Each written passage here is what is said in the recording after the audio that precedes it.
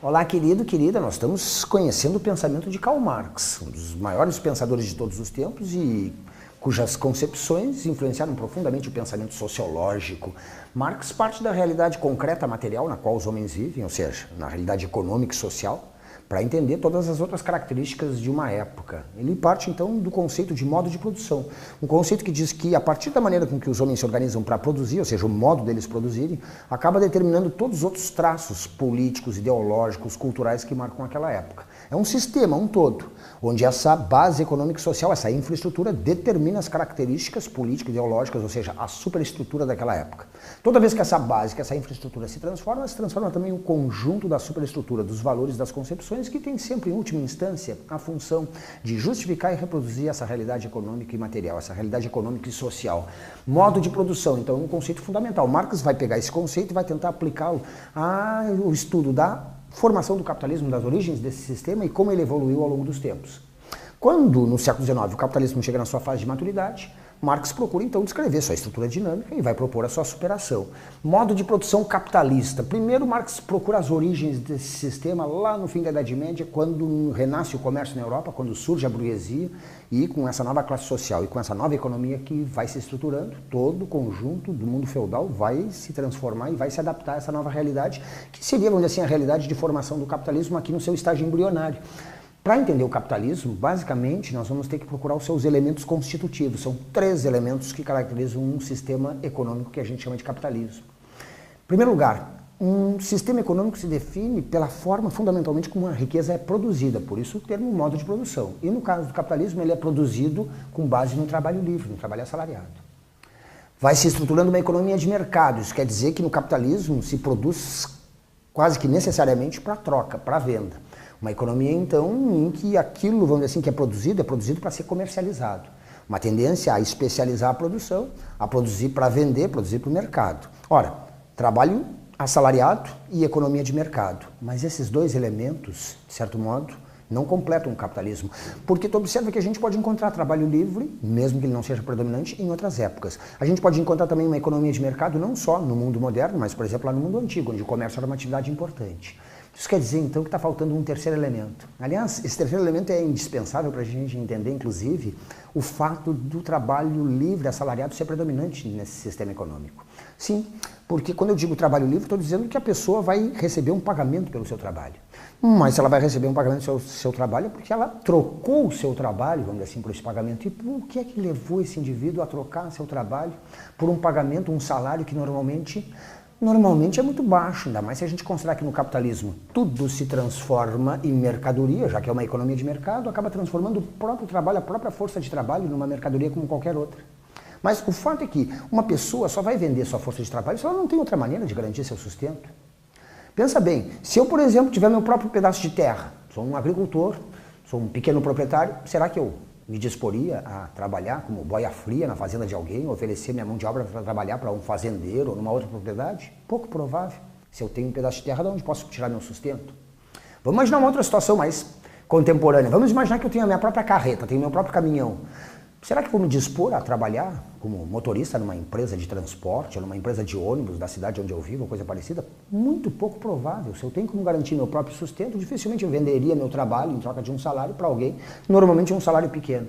Isso quer dizer que para as pessoas se disporem, pelo menos a maioria delas, a vender sua força de trabalho em troca de um pagamento, é porque elas não têm outra maneira de garantir seu sustento. E isso acontece quando aquilo que gera a riqueza e o sustento da sociedade se transforma na propriedade de alguns poucos e não em algo, vamos dizer assim, que esteja acessível àqueles que trabalham e que produzem. Em outras palavras, se eu não tenho meu pedaço de terra, vou vender meu trabalho, se eu sou um agricultor, para quem tem uma terra e me oferece trabalho, em troca de um salário. Se eu não tenho meu caminhão para dirigir, vou trabalhar numa empresa de transportes e vou receber um pagamento por dirigir seus ônibus ou seus caminhões e assim por diante. Ora, só quando aquilo que gera o sustento, a riqueza da sociedade, se concentra nas mãos de uma parcela da população, ou seja, os meios de produção, é que o resto, ou seja, o conjunto da população vai se ver forçado, não tendo outra saída para garantir seu sustento, a vender a última coisa que lhe restou, sua capacidade de trabalhar. Numa economia de mercado, Quem não tem nada para vender e não tem outra maneira de garantir seu sustento, vai vender a última coisa que lhe restou, sua capacidade de trabalhar, em troca de um pagamento chamado de salário. Repare então que esse terceiro elemento é indispensável. Só na medida em que aquilo que gera riqueza, terras, fábricas, fonte de energia, minas, transportes, vai se transformando em propriedade privada de uma parcela, ou seja, de uma classe social, é que o resto da população vai se ver forçado a vender sua força de trabalho. Ora, numa economia de mercado, na medida em que aquilo que gera riqueza vai se concentrando nas mãos de uma parcela da população, para o resto da sociedade resta a opção de vender sua força de trabalho em troca de um pagamento. Quando esses três elementos se combinam, aí a gente pode falar de um sistema econômico chamado de capitalismo. Sim, repara que só quando os três elementos estão combinados, porque não basta eu ter um deles desconectado dos outros para mim poder falar de capitalismo. Vou voltar àquele exemplo. Lá no mundo antigo, por exemplo, se produzia para o mercado. O comércio era uma atividade importante. Por exemplo, Roma se ligava às suas províncias, né, ao redor do mar Mediterrâneo, através de intenso comércio. Cidades como Atenas, por exemplo, nós vimos, onde nasceu a democracia lá no mundo antigo. Aqueles homens livres de Atenas podiam se dedicar à atividade de dirigir a polis, de elaborar suas leis e assim por diante, como homens livres, porque existia uma massa de escravos que gerava a riqueza daquela cidade e que produzia para comercializar com outras colônias, com outras regiões. Em outras palavras, existia lá no mundo antigo o comércio e uma economia que se voltava para o mercado. Mas não existia trabalho assalariado, existia, como forma de produzir a riqueza, o trabalho escravo. Então a gente não fala lá no mundo antigo de um modo de produção capitalista, falamos de um modo de produção escravista. Para existir capitalismo, então, tem que existir essa forma específica de produção da riqueza, que é o trabalho assalariado, o trabalho livre, a gente diz. Mas ele, por sua vez, só existe como forma predominante quando se combina com essa economia de mercado e, logicamente, com essa propriedade privada dos meios de produção. A combinação desses três elementos é que define o capitalismo. Esse sistema tem suas raízes, suas origens lá no fim da Idade Média, quando nasce o comércio, depois ele vai ganhando importância. Quando o trabalho livre vai substituindo a servidão e vai gradativamente se impondo como forma de produzir a riqueza, e na medida em que aquilo que gera riqueza vai se transformando em propriedade de uma classe, a burguesia.